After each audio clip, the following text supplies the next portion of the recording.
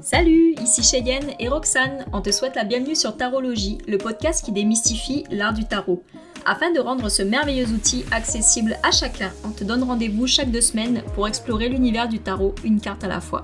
Bonne écoute! Allô les amis, on est ravis de vous retrouver aujourd'hui pour notre deuxième épisode de podcast. Donc on a dédié cet épisode à la carte du magicien que vous connaissez aussi peut-être sous le nom du battleur, dépendamment de la version du tarot que vous avez. Donc Cuite Logique, c'est la carte qui suit le fou, donc c'était évident pour nous qu'on allait vous présenter celle-ci en deuxième, car elle fait partie des arcanes majeures.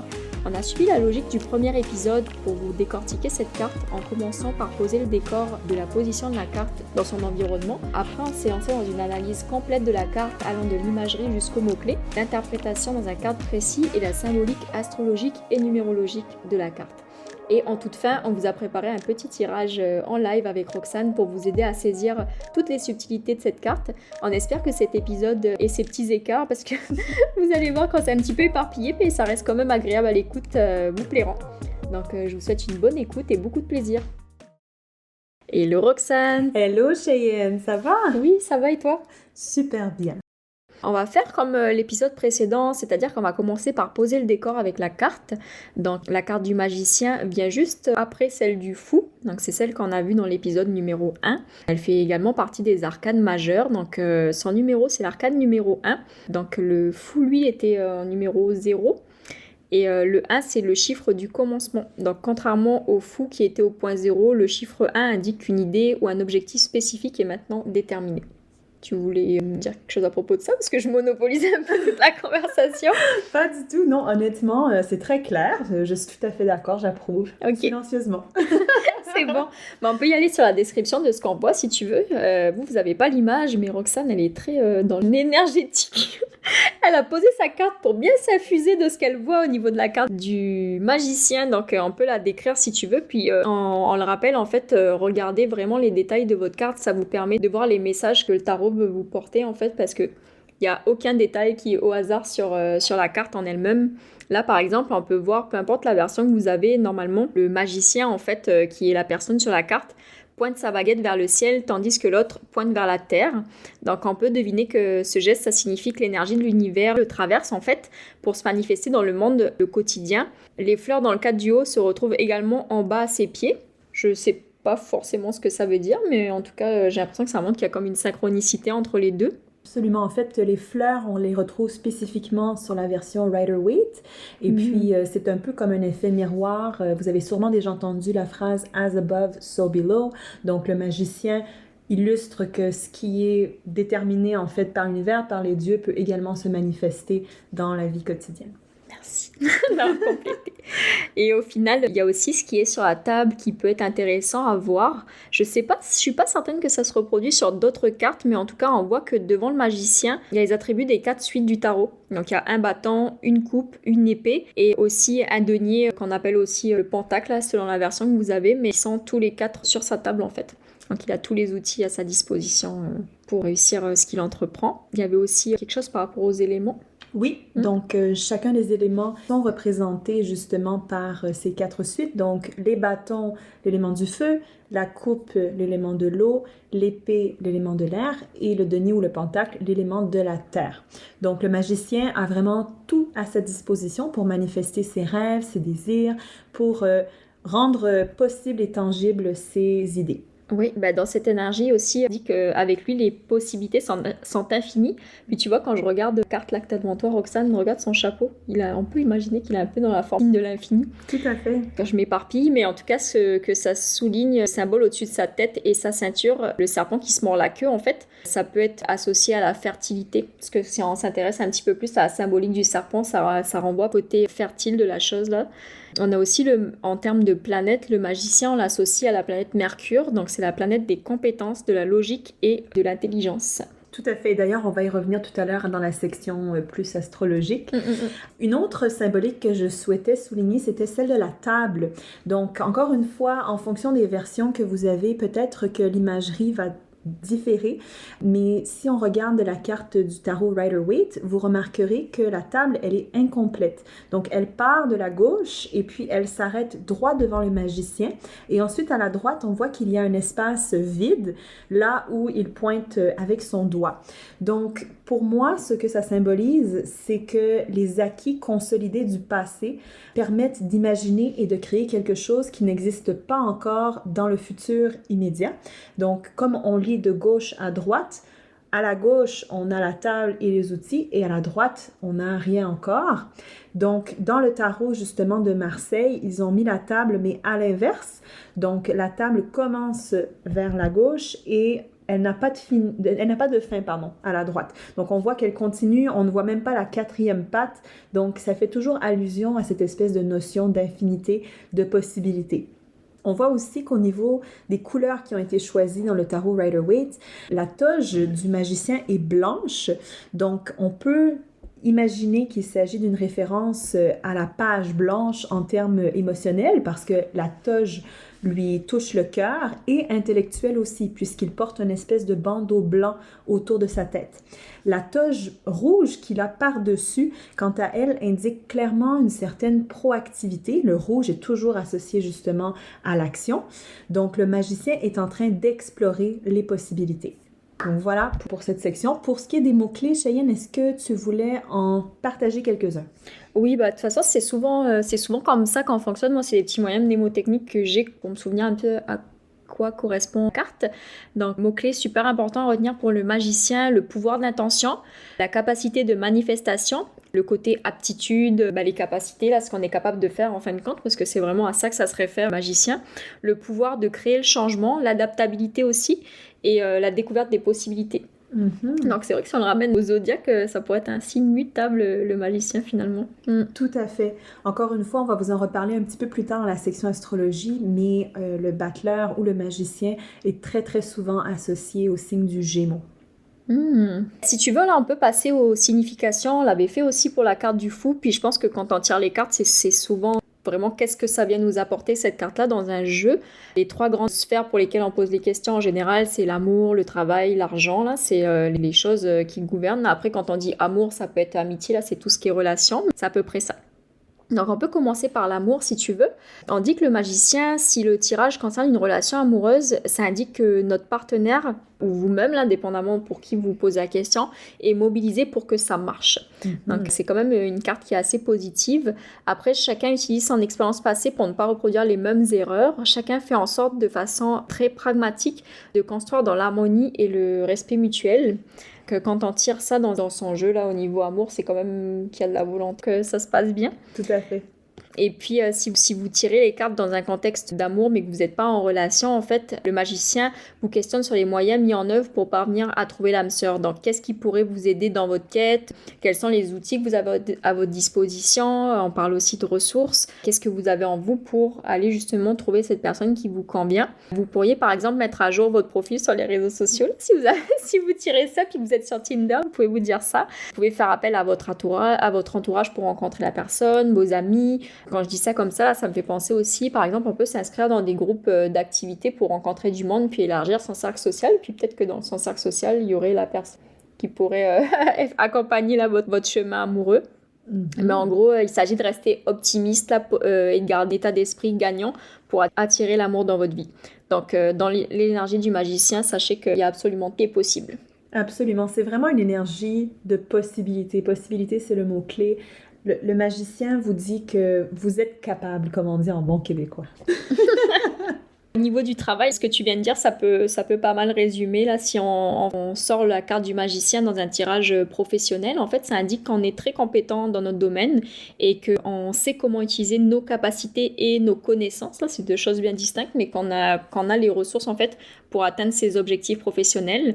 Donc, il y a juste à utiliser ses talents naturels et puis la suite va suivre. Quand on tire ça dans un moment de doute, c'est absolument pas le moment de perdre confiance en soi, de cacher ou de minimiser ses capacités. Bien au contraire, en fait, ce que la carte nous invite à faire, c'est de nous rappeler que on est capable de relever les challenges en fait qui nous sont proposés, que la vie nous apporte. Donc encore une fois, là, c'est hyper positif de tirer du magicien dans un contexte professionnel.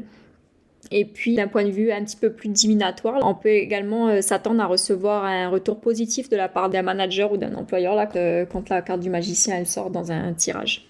Absolument, ça pourrait notamment être une félicitation. Je ne sais pas si on peut dire ça, une félicitation. Une tape dans le dos. Une tape dans le dos, c'est ça? Non, mais une reconnaissance, je pense, des compétences. Tout à fait, une reconnaissance des compétences ou, je ne sais pas ce que tu en penses, Cheyenne, mais ça pourrait aussi peut-être être une espèce d'expansion de la quantité ou de la latitude de tâches qu'une personne est. Donc, Ben, c'est ça, parce que ça voudrait dire qu'en fait, on reconnaît tes compétences, donc on t'accorde plus de crédit, donc on veut te confier plus de choses. Là, c'est la suite quand même logique là, quant à l'approbation de tes pairs, donc 100%. Et puis pour l'argent, Shay, qu'est-ce que ça voudrait dire? Alors, en ce qui concerne les finances, la carte du magicien, quand on la tire dans un contexte financier, quand on a besoin de savoir à ce niveau-là, ça suggère qu'une opportunité pourrait bien se présenter à nous. Donc, mettons, on tire la carte du magicien, puis en ce moment, on est en train d'essayer de vendre un bien immobilier, une voiture, quelque chose comme ça. Je sais pas pourquoi je pense à une voiture, mais on rigole parce que c'est présentement ce qu'on est en train de faire, d'essayer de vendre notre voiture. C'est que ça pourrait bien se présenter à nous là. Donc c'est comme encore une fois de bon augure, une idée qui germe dans notre esprit, une porte qui s'ouvre, une proposition est faite pour améliorer la situation financière. En tout cas, c'est une opportunité pour aller un peu plus loin qui suggère d'utiliser quand même ses talents. Je trouve que c'est quand même lié à ça quand on parle d'opportunité niveau argent avec la carte du magicien. Et donc, ça a une finalité d'abondance au final parce que c'est prometteur. Là, on a les compétences, on a les talents pour aller jusqu'au fond. Donc, prospérité financière. J'adore que tu soulignes aussi à quel point le magicien est porteur de bon augure, mais comme tu le dis, il faut mettre l'effort. C'est-à-dire que le magicien n'est pas un signe que les choses vont se matérialiser d'elles-mêmes. Exact. Exact. Mais qu'on a les ressources. Donc, je trouve que c'est quand même rassurant quand on tire la carte du magicien dans un moment de doute. C'est souvent on va pas se mentir, c'est souvent dans un moment de doute quand on commence à se tirer les cartes, s'auto-tirer les cartes, etc. Et en fait, moi, je la trouve hyper réconfortante, cette carte-là, parce que ça nous rappelle qu'on a les ressources, là, on les a, les capacités. On n'est plus le fou là, qui cherche où on va et tout ça. On sait où on va et ça dépend que de nous là, de mettre en action les choses au final. Tout à fait. D'ailleurs, je parle de se tirer les cartes à soi-même. Là, c'est souvent dans ce contexte-là qu'on le fait. Sans parler de divination, parce que tu sais, on avait expliqué ça un petit peu lors du premier épisode, puis sûrement qu'on fera un épisode complet à ce sujet. Mais c'est vrai que le tarot, on peut le faire soit dans un contexte de divination, là, où on aurait éventuellement des dons, une prédisposition, une clairaudience, clairvoyance pour décortiquer ce qui va se passer dans le futur, mais on peut aussi s'en servir comme outil d'introspection pour savoir où on en est, que faire, quelle décision prendre. Et donc, c'est justement ce dont on va parler en fait au niveau de la guidance. Ben, je peux commencer là si ça te tente, mais en gros, ça serait... Quand on tire une carte, quand on se pose une question, qu'est-ce que la carte du magicien, elle nous invite à faire en fait, c'est comment pratiquer au quotidien ses connaissances et ses croyances spirituelles. Donc ça, c'est la question que vient poser le magicien en fait quand on la tire. Comment faire pour ne pas simplement penser la spiritualité comme une suite de concepts intellectuels, mais bien les vivre concrètement. Comment les mettre en application pour incarner son être authentique et matérialiser dans sa vie ce qu'il souhaite vraiment. Tu vois, ça renvoie beaucoup à ce que tu disais tantôt. Il y a ce que je pense, il y a ce que j'ai envie, il y a ce qui va se manifester, mais il y a comment je peux co-créer avec l'univers grâce à mes compétences, à mon talent, à tout ce que j'ai en fait dans mon baluchon, là, comme la carte du fou, là. Qu'est-ce que j'ai à apporter en fait pour que la situation en fait aille dans mon sens. Donc. Puis surtout aussi que pour ma part, j'aime beaucoup voir le magicien comme étant un explorateur qui découvre son environnement pour le maîtriser. Donc, j'avais écouté un podcast et la dame, elle comparait le magicien à un bébé qui est dans son développement et qui est en train justement d'apprendre que telle chose tu peux le toucher, mais telle autre chose non parce que c'est chaud par exemple. Donc, c'est vraiment le magicien, quelqu'un qui prend conscience de façon très concrète de tout ce qu'il a à sa disposition, mais ce n'est pas encore un personnage qui va se poser des questions d'ordre spirituel ou d'ordre colle avec mes valeurs, qu'est-ce qui colle moins. Ça va être plus de l'ordre de la papesse, qui est la carte numéro 2. Mais le magicien, vraiment, ce qu'il fait, c'est qu'il explore et il apprend à connaître son environnement. C'est ça, en fait, il y a comme une phase de test. Oui, exact. D'aller chercher, dans le fond, qu'est-ce qui procure du bien-être, qu'est-ce qui permet de s'ancrer, qu'est-ce qui permet de pratiquer, en fait, sa magie pour se développer et atteindre son plein potentiel. De trouver sa zone de génie, en fait. Exactement. Et c'est normal quand on est au stade du magicien de ne pas encore maîtriser au point de créer quelque chose de stable et de... Comment est-ce que je dirais? Qui perdure dans le temps. Parce que justement, la carte du magicien est capable de créer tout et n'importe quoi, mais ce n'est pas son rôle encore d'assurer la pérennité du projet. Ça va être plus de l'ordre de l'empereur qui est au numéro 4. Donc, comme tu dis, le magicien, il est pratico-pratique, il teste pour déterminer qu'est-ce qui est le mieux pour lui. En fait aussi, dans cette carte, il y a quand même une grosse notion de faire confiance à son intuition. Oui. De se questionner en fait sur qu'est-ce qu'on a la volonté de créer, quels sont ses objectifs, ceux qui nous motivent avec sincérité, quelles sont les idées qui m'habitent, qui ne demandent que à être matérialisées aussi. Activer notre magie en prenant conscience de notre pouvoir personnel aussi, j'adore cette phrase, de se dire que tu peux en fait t'es maître à bord, là c'est toi ça dépend que de toi, t'as tout en main et puis il suffit juste de voir où est-ce que tu veux mettre le curseur pour faire avancer les choses. Tout à fait. Puis le magicien, je me souviens qu'une fois on m'avait expliqué que c'est une carte qui s'apparente justement aux magiciens qui font des tours. C'est-à-dire que c'est quelqu'un qui est tellement capable de percevoir tout dans son environnement qu'il est capable, entre guillemets en anglais, de dire fake it until you make it. Donc, des fois, un magicien, il va faire disparaître des choses, on n'est pas sûr de comprendre pourquoi, et puis la magie, c'est qu'il a réussi à le faire parce qu'il était complètement conscient de tout ce qui l'entourait. Donc, encore une fois, le magicien vous rappelle que même si ce que vous allez faire peut vous paraître peut-être pas encore idéal, pas encore stabilisé, vous pouvez absolument vous en sortir avec brio. Et c'est pour cette même raison que lorsqu'elle sort dans un tirage, dans son aspect qui est un peu plus sombre, la carte peut vous avertir justement que soit vous n'utilisez pas vos outils à leur juste valeur, ou sinon qu'il y a peut-être une personne dans votre environnement qui est tellement justement perceptive qui peut manipuler un peu la situation à sa faveur. C'est ça, parce qu'au final, c'est vrai que quand on tire les cartes nous parlent de nous, là, mais elles font aussi référence à des gens qui sont autour. Donc, on peut interpréter comme ça le magicien quand elle apparaît dans le jeu. Là, ça a confirmé avec d'autres cartes. C'est ce qu'on va faire à la fin de l'épisode de podcast, de voir comment elle s'intègre et elle s'imbrique avec d'autres cartes qu'on peut tirer. Mais effectivement, c'est vrai que ça peut faire appel à quelqu'un qui a ces ressources-là et qui est capable de nous manipuler, en fait. D'ailleurs, quand on parle de tirage de cartes, tu sais, il y a une histoire de quand on tire les cartes à l'endroit où on inversé.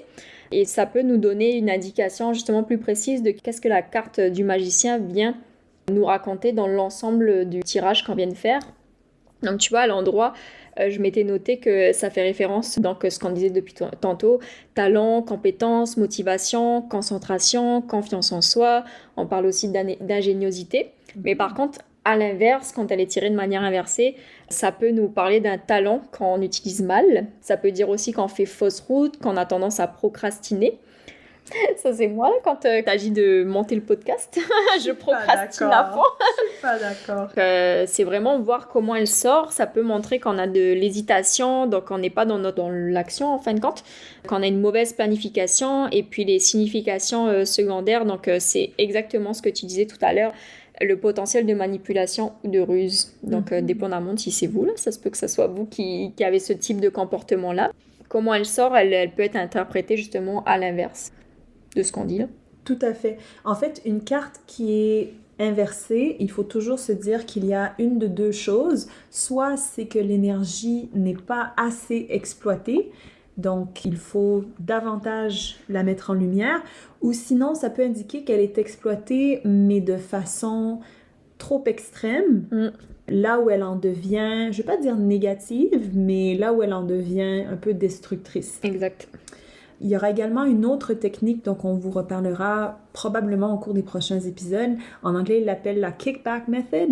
Dans le cas de l'arcane majeur, bon, comme on est au battleur, On est seulement à la carte numéro 1, c'est un peu difficile de l'utiliser, cette méthode-là, mais ça nous invite en fait à aller voir la carte précédente et à repeaufiner cette énergie-là pour pouvoir arriver à l'énergie suivante. Donc, c'est comme une indication. Si le battleur est à l'envers, ce serait de nous dire notre énergie du faux n'est pas encore assez maîtrisée pour qu'on puisse arriver à l'étape du battleur. Je comprends.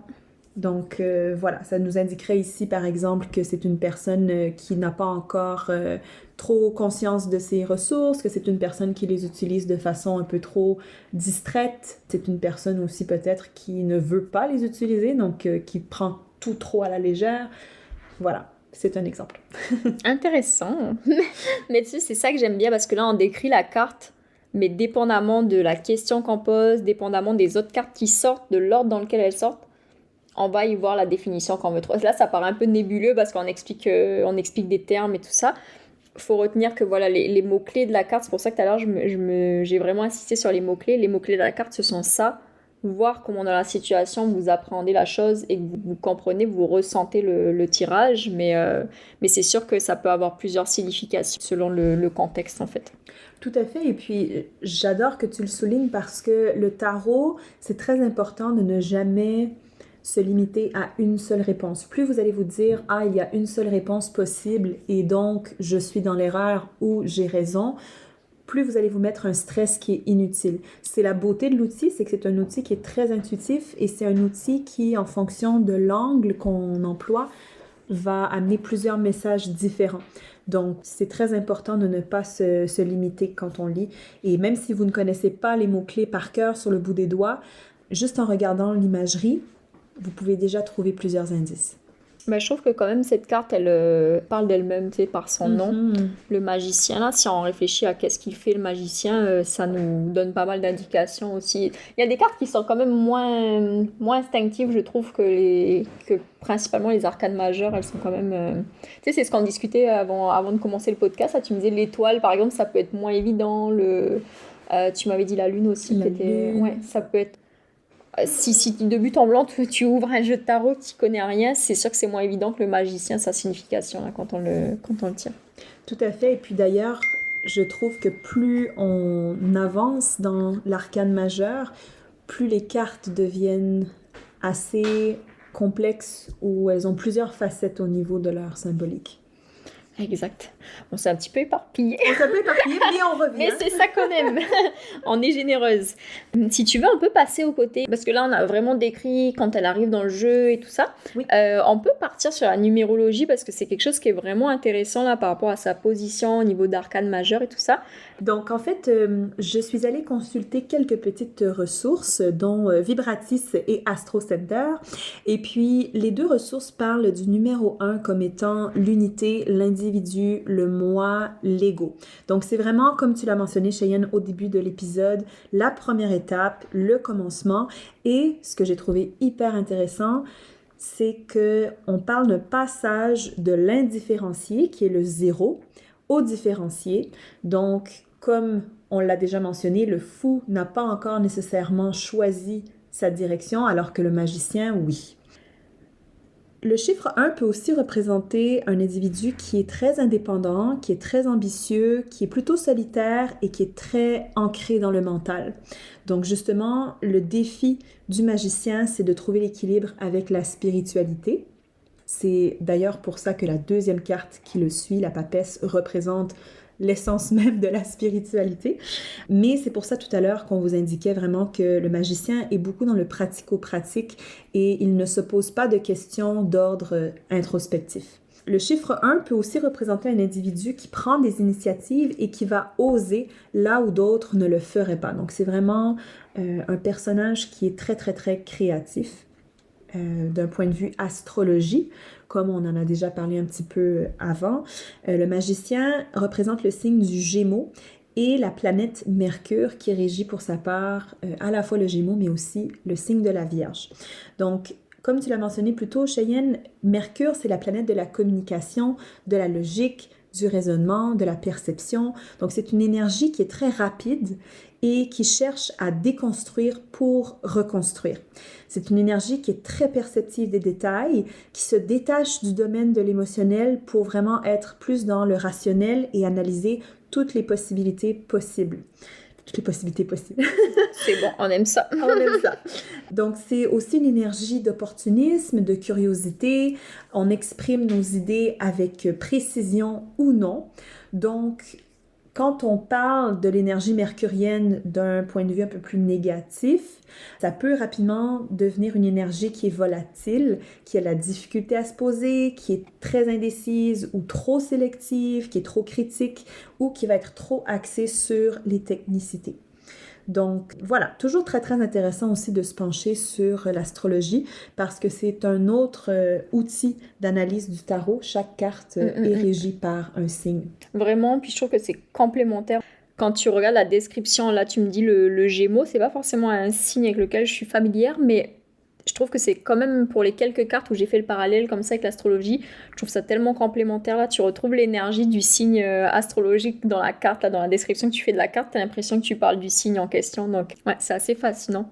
Absolument, surtout que le Gémeaux, pour ceux qui ne le savent pas, c'est un signe d'air mutable. Donc, tous les signes mutables d'ores et déjà sont des signes qui sont les rois et les experts de l'adaptabilité, qui sont toujours à la recherche des nouvelles expériences. Et les signes d'air, bien sûr, régissent tout ce qui a trait à la communication, à la pensée, à l'intellect. Est-ce que tu veux qu'on se lance dans le tirage? Allez, on peut absolument faire un petit tirage direct live. En live. Comment ça fonctionne le tirage en fait avec Roxane? On s'est dit que ça pouvait être une bonne idée de vous le montrer en... Bon, je sais quand je dis le montrer, mais de vous le dire à l'oral parce que vous n'allez pas voir ce qu'on tire. Mais en gros, on a la carte du magicien qui est sortie. Là. Roxane est en train de s'affuser de la carte en vous en parlant. Et puis, on va piger deux... Tu veux y aller avec 2 cartes à côté? Allez. On va piger 2 cartes au hasard. C'est un tirage qui est fictif. On peut poser une vraie question? Absolument.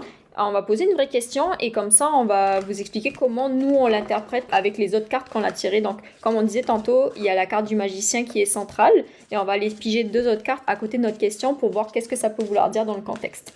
Absolument. Un peu d'ASMR, vous allez entendre les cartes se battre. Alors, Cheyenne, je te laisse l'honneur de choisir 2 autres cartes et on va rajouter le magicien. T'as une question ou... Je pense que je vais poser la question: quelles sont les stratégies que je devrais adopter en ce moment pour ma recherche d'emploi? D'accord, allons-y. Dans la dynamique où c'est une question pour toi, est-ce que tu veux tirer les cartes ou je les tire moi-même? Je peux les tirer. Ok. En fait, je m'aperçois que même de la façon dont j'ai posé la question, c'était quand même très magicien. Quelle stratégie? T'es déjà dans le c'est bien, t'es déjà dans le mood. Je les connais pas ces cartes-là. C'est que Roxane a la version différente. Elle l'appelle le battleur, moi j'ai le magicien. Et au final, les cartes, je les connais pas forcément sous ce nom-là et sous ce design. Oui, alors en fait, ça, ce sont les cartes du tarot de Marseille. En toute sincérité, c'est un jeu qui est assez complexe. Si vous commencez avec le Rider-Waite, je vous conseille de rester avec le Rider-Waite parce que le tarot de Marseille a aussi des interprétations qui peuvent varier.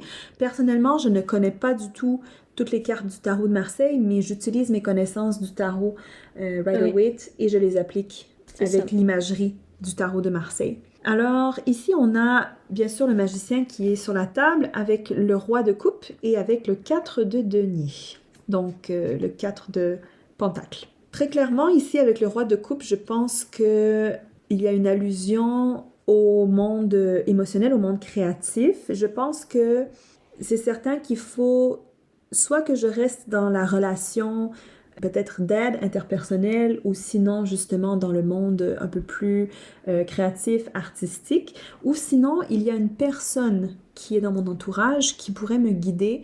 C'est une personne possiblement avec qui j'ai un très bon lien de confiance et il y a des émotions entre guillemets établies. Donc par exemple, ça pourrait être mon père, puisqu'on parle d'un homme qui est mature ici et qui a une maîtrise du monde émotionnel, qui a beaucoup de compassion, mais qui l'utilise de façon proactive. Ce qui n'aurait pas été la même chose si tu avais tiré une reine. Une reine. Tout à fait. La reine, en fait, elle est la maîtresse de son énergie, mais pour elle-même. Exact. Donc, c'est à l'interne, alors que le roi, on parle de la maîtrise d'une énergie, mais qu'il va utiliser de façon proactive vers l'externe. Vers le collectif. Vers le collectif. Donc, si le roi représente une personne dans mon entourage, c'est une personne qui pourrait me guider. Et c'est une personne, justement, qui a les attributs du roi de coupe, qui a beaucoup de compassion, qui a travaillé, justement, dans la relation d'aide et qui va pouvoir me guider. Si ça me représente moi, ce que ça peut vouloir dire, c'est justement que c'est le domaine qui risque le mieux de coller avec ma recherche. Et avec le 4 de denier, je trouve ça très intéressant parce que le chiffre 4, très clairement, représente la stabilité. La stabilité aussi d'un point de vue matériel. Donc, ça peut faire allusion à différentes choses. J'ai l'impression d'ores et déjà que, comme ici, il y a un 4, c'est comme une allusion au fait qu'il faut que j'utilise quelque chose qui est déjà stabilisé dans ma vie, que j'ai déjà complété. Comme ce sont des deniers, ça représente quelque chose dans quoi j'ai investi. Pour moi, ça pourrait représenter, par exemple, mes études. Mes études que je n'ai toujours pas véritablement canalisées, entre guillemets, d'un point de vue emploi. C'est-à-dire qu'en ce moment, je travaille dans un domaine qui est connexe, mais qui ne correspond pas exactement à ce que j'ai étudié. Donc, pour moi, ça peut représenter un encouragement, justement, à utiliser ce qui a déjà été acquis. Donc on revient aussi à pas mal, tu sais, si on avait juste la carte du magicien, ça fait référence à utiliser tes propres compétences. Tout à fait. Ouais. Et l'autre carte vient, la carte 4 de Pentacle de denier, là, selon le vocabulaire qu'on utilise, vient renforcer cette idée-là. Tout à fait. Tout à fait. Et puis, je pense aussi, comme il y a le 4 de denier à côté du roi de coupe, encore une fois, si le roi de coupe représente quelqu'un qui est dans mon environnement, j'ai l'impression que c'est une relation qui est établie depuis un certain temps. Donc, c'est une relation qui est stable et c'est une personne, justement, qui va probablement me guider vers la stabilité aussi. Le 4 de denier aussi, dans le tarot Rider-Waite, est représenté par un petit homme qui a l'air de vraiment tenir son denier comme s'il ne voulait pas qu'on le lui vole. Donc, ça peut parfois faire allusion à la difficulté de s'ouvrir ou la difficulté à peut-être tester quelque chose qui sort de ce qu'on a déjà construit ou acquis. Donc, je pense que dans mon cas, ça peut indiquer justement que je vais avoir tendance à vouloir peut-être rester dans le même type de travail, que je voudrais pas nécessairement me lancer dans quelque chose de complètement en dehors de ce que je fais présentement. De ta zone. Et est-ce que là, hors le tirage, est-ce que ça, c'est quelque chose que intuitivement tu ressens aussi? Que tu aimerais rester dans ton domaine actuel? Ou c'est vraiment une suggestion là, que les cartes te font, mais que tu n'étais pas connecté à ça? Je pense que oui, c'est quelque chose que je sens, c'est-à-dire que pour moi, le roi de coupe me parle beaucoup parce que je veux rester dans la relation justement avec les gens. Je veux que mon travail connecte profondément avec mes valeurs et avec le sentiment d'aider la communauté. Donc ça, pour moi, ça me parle tout à fait. Et puis c'est vrai que pour moi, les ajustements que je veux faire sont assez minimes au final. Je veux quand même essayer de retrouver quelque chose de semblable à ce que j'ai en ce moment, mais peut-être juste avec quelques petits ajustements. Exact. Et tu vois, ça me fait penser à ce qu'on disait plus tôt par rapport à l'énergie du magicien. Il y a une question de voir ce que tu as acquis. Et au final, tu vois, tu voudrais pas repartir du début et, mettre de côté ce que tu as acquis dans ta stabilité. Tout à fait. Tout à fait. Et puis, ce que je trouve intéressant, le petit clin d'œil que j'ai l'impression que les cartes me font, c'est que très souvent, je vais avoir tendance à me remettre en question, mes acquis. Et puis, c'est comme si pour moi, les cartes m'envoient la suggestion de, je ne vais pas dire de mettre de l'avant ou de capitaliser, mais de m'apercevoir que d'un point de vue, justement, maîtrise des émotions, c'est peut-être une force que je devrais mettre de l'avant davantage, que même si j'ai tendance à le sous-estimer, tout ce que j'ai fait jusqu'à présent m'a permis de continuer à travailler là-dessus. Donc, ça peut être un de mes outils, si on peut... Ouais, c'est toi la magicienne dans ce tirage. Donc, un de mes outils principaux. Mais voilà, dans ce tirage, c'est sûr que là, tu l'as tiré et dans ce contexte-là, moi aussi, j'aurais eu l'intuition que c'était de toi dont on parlait. Là, c'était toi la magicienne et c'était pas quelqu'un de l'extérieur, comme on dit tout à l'heure, une ruse ou ceci. Non, je le vois plus comme comme tu l'as tiré aussi, que ça parle de toi là. Ok. Faut dire que les tirages de 3 cartes aussi sont assez directs. Droit au but. Droit au but. Ouais. Mais tu sais que moi, je préfère faire ça. Ça arrive là que des amis me demandent là de petites questions ou qu'on aille creuser quelque chose. Ouais. Mais si c'est juste une petite question comme ça, j'aime bien y aller avec 3 cartes et puis après laisser décanter. Et voir qu'est-ce qui me vient, comment je fais. Tu sais, des fois, je tire ça le soir et puis dans la nuit, je sais pas, mon cerveau doit faire un tri ou quelque chose comme ça avec les informations. Puis je reviens avec la personne le matin avec les idées plus claires sur ce que j'ai tiré dans mes 3 cartes. Et je trouve tirage à 3 cartes, droit au but, j'aime ça. Parce que des fois, on se fait un peu des nœuds au cerveau en essayant de trouver les connexions entre, tu sais, le tirage en croix celtique là. Oui. Pour ceux qui connaissent pas, il y a combien de cartes au total? Il y en a 11, je pense. 11. 1, 2, 3. Oui, j'aurais dit pareil. 10 ou 11. Ouais.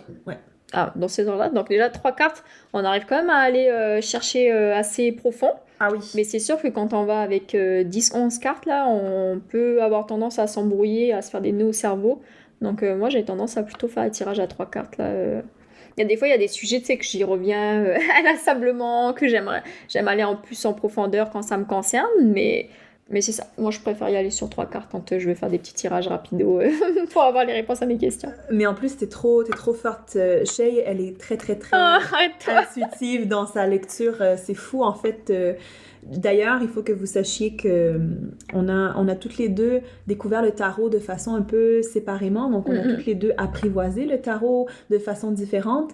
Pour ma part, moi, je suis beaucoup dans l'apprentissage un peu scolaire, entre guillemets, des cartes. Donc, c'est pour ça que, par exemple, les images, dès qu'elles sortent un peu de ce que je connais, je me dis, oula, je connais pas, ça marchera pas, tu vois. Alors que Cheyenne, elle est vraiment dans l'intuition. C'est sûr qu'elle va aussi s'informer dans les livres, mais j'ai l'impression que des fois, elle va sortir des choses que moi, avec mon regard scolaire, j'aurais jamais vu, tu vois. Donc, c'est vrai qu'on se dit souvent ça, parce qu'on a un petit jeu entre nous. Quand on a une question, je la pose à Roxane, je me suis déjà tiré les cartes, je la pose à Roxane, puis je dis « Qu'est-ce que t'en penses ?» Donc Roxane se tire les cartes, ou alors je lui envoie une photo du jeu que j'ai tiré, puis elle me donne son interprétation. Puis on est quand même assez complémentaires, mais c'est sûr que, à contrario là, de toi, moi je suis plus dans l'intuition de qu'est-ce qui me vient tout de suite, et après je vais confirmer avec les cartes qu'est-ce que j'ai ressenti pour ma question. Mais toi, tu viens vraiment m'apporter des points qui vont me faire aller plus en profondeur et avoir plus de détails dans la réponse de ce que je cherche. On en a fini avec le tirage à 3 cartes, puis comme le podcast, là, il a vocation à partager l'art du tarot, là, on espère qu'on vous a appris pas mal de choses sur la carte du magicien, quand vous la tirerez, quand vous la rencontrerez dans vos prochains tirages, que vous pensez à tout ce qu'on s'est dit. Et puis voilà, tu as quelque chose que tu voulais ajouter? Non, je pense que tu as super bien sommarisé notre conversation d'aujourd'hui. Donc, merci beaucoup de nous avoir écoutés pour le 2e épisode et on se retrouve pour le 3e sur la papesse. Oui, trop hâte. Merci. Merci beaucoup. L'épisode du magicien touche à sa fin.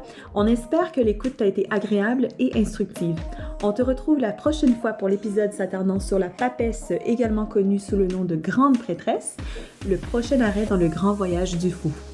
Si ce n'est pas déjà fait, on t'invite à t'abonner à notre podcast et à nous laisser un commentaire. On t'assure qu'on les lira tous avec la plus grande attention. Merci encore et bonne semaine!